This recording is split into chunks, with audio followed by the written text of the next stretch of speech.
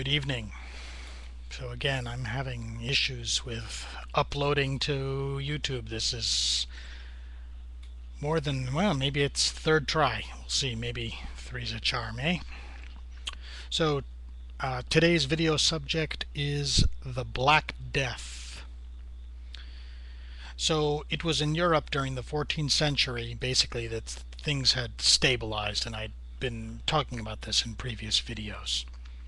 So for the most part, life in the 1300s was, certainly dangerous and most likely short, but law and order had prevailed upon the people for the most part in Europe.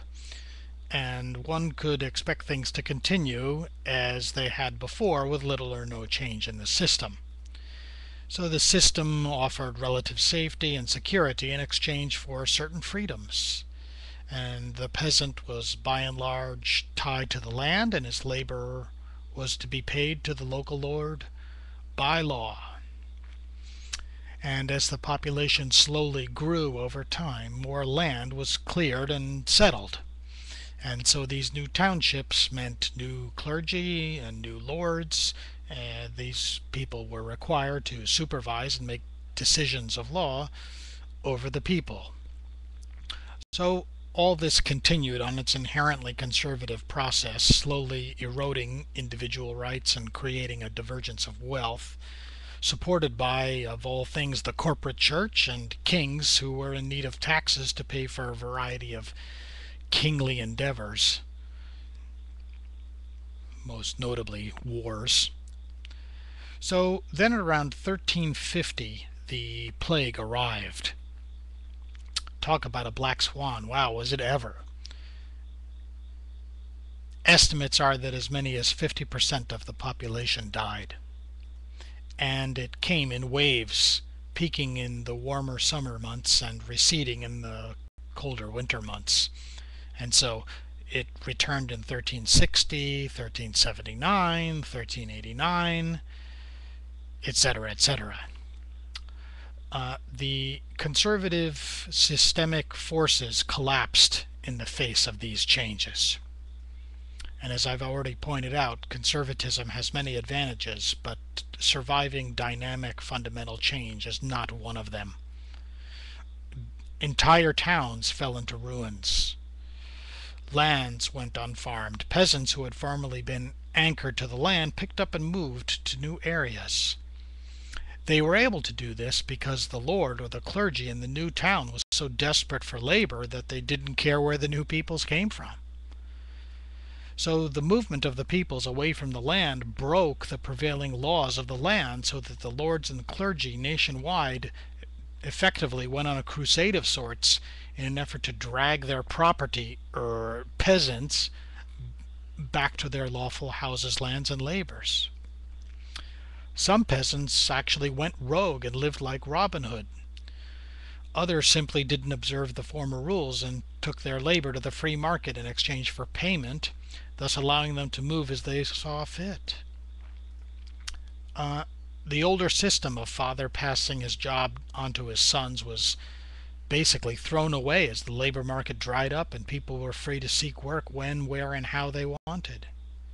If a son didn't want to be a farmer, he could seek fortune in town as a tanner or butcher or any of a dozen different trades, done without the permission of the local forces of law, corporation, or stifling forces of conservatism. Hallelujah, freedom. There began a lengthy and bloody struggle by the conservative forces in power to control the cost of labor versus the surviving population and the abundant lack of labor in the market. The result is a sad state of the human condition that ignorance often results in violence. So this situation has been repeated again and again for a variety of reasons, from anything from access to markets to religious intolerance. Yet from this chaos and destructive entropy often springs a new paradigm, and this Black Death helped shape the Renaissance. For new ideas were openly accepted as part of a solution to the labor shortage. Once again, the pendulum of history swung against the slow, inevitable forces of control through law and loss of liberty, and the violent counterreaction that's rather swift, as it often is, with the liberalizing elements and radical change. Banking techniques were brought to Italy from North Africa, where they'd been practiced for centuries through the Muslim trading network. And these systems and practices had basically been rejected by the conservative forces of Europe, who had no need to upend the boat. So the Italian city-states developed finance, and with it came art and music and culture. You can see it in the paintings by such luminaries as Titian or Da Vinci if you just visit any classical museum. So we can see a great example of how a black swan can have a negative as well as a positive effect. I guess to a certain extent this perception depends on how you perceived your position when the whole system kind of went kablooey.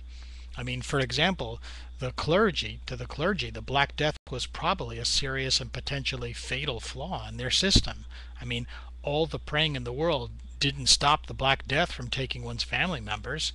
And then added to the problem was the rebalancing of the labor situation, thus overturning the apple cart the church had struggled to construct over the centuries. I mean, talk about a game changer, right? Yet for the laborer it must have been manna from heaven. I mean, the freedom to move as he or she saw fit, to have the freedom to try new careers and learn new skills.